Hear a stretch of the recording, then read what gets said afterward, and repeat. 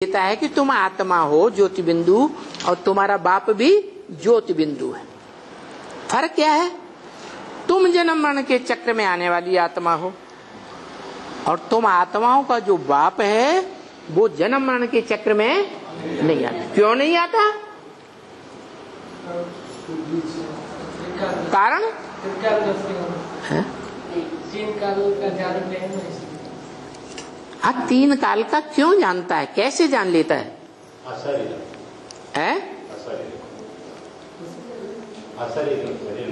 अतरी वो आत्मा का बीज वो है, वो जान लेता है तीनों कालों को। तो किस आधार पर जान लेता है?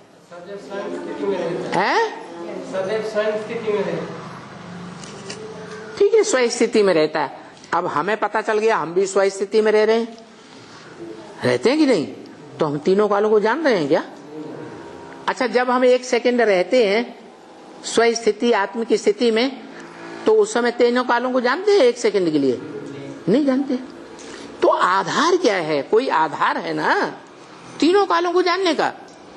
तो तीनों कालों का जानने का आधार पास्ट, फ्यूचर, वर्तमान, तीनों कालों का जानने का आधार है कोई एक मनुष्य सृष्टि मंच की एक आत्मा है जो तीनों काल को क्रॉस कर जाती है।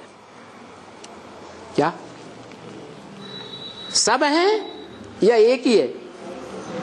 एक ही मनुष्य आत्मा है जो सतयुग, त्रेता, द्वापर, कलयुग चारों सीन को क्रॉस कर जाती है।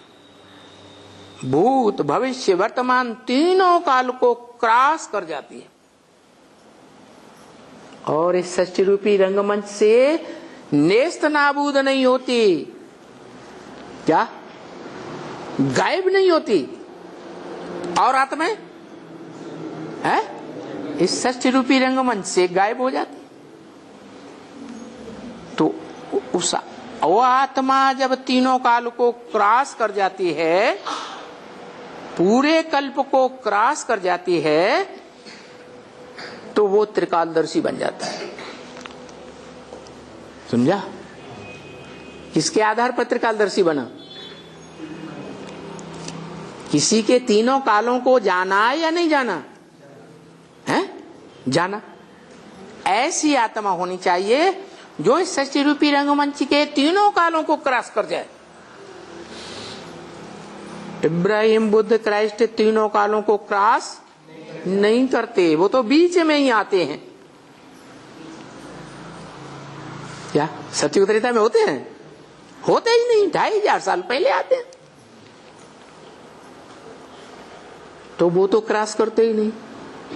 हाँ, वो धर्म पिता सब मानते हैं कि सृष्टि रूपी रंगमंच पर कोई आदि पुरुष था जिसको आदम, एडम, आदिदेव कहते हैं।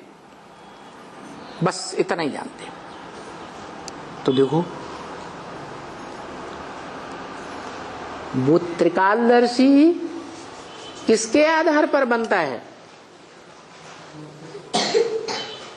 कोई आत्मा है जिसके आधार पर वो त्रिकालदर्शी बन जाता है, उसके तीनों कालों को जान लेता है कि इस आत्मा ने ये तीनों काल क्रॉस किए। कौन है? कौन है वो आत्मा? मनुष्य सृष्टि का वो बीज रूप बाप जो हमारे भारत के शास्त्रों में गाया हुआ है। एक है व्यक्तित्व, एक पर्सनालिटी है। क्या? एक ही शख्सियत है जिसका कोई माँ बाप नहीं है, कोई बताता ही नहीं, जानता ही नहीं। उसका जन्म कब हुआ, उसकी मृत्यु कब होती है, दुनिया में कोई जानता ही नहीं। कौन है? शंकर।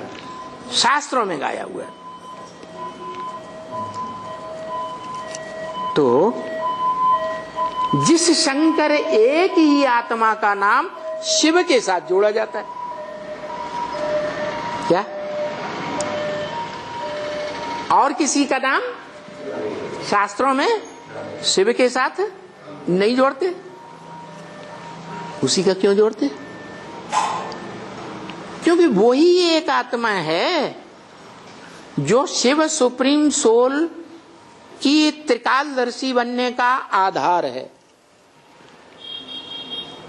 अगर वो आत्मा तीनों कालों को क्रॉस न कर पाए तो शिव त्रिकालदर्शी नहीं बनेगा। तो जिसके आधार पर वो त्रिकालदर्शी बनता है उस आत्मा को ही सच रूपी रंगमंच पर से चुनता है और उसमें प्रवेश कर जाता है। जो गीता में शब्द आया है प्रवेश तुम, क्या मैं प्रवेश करने योग्य हूं,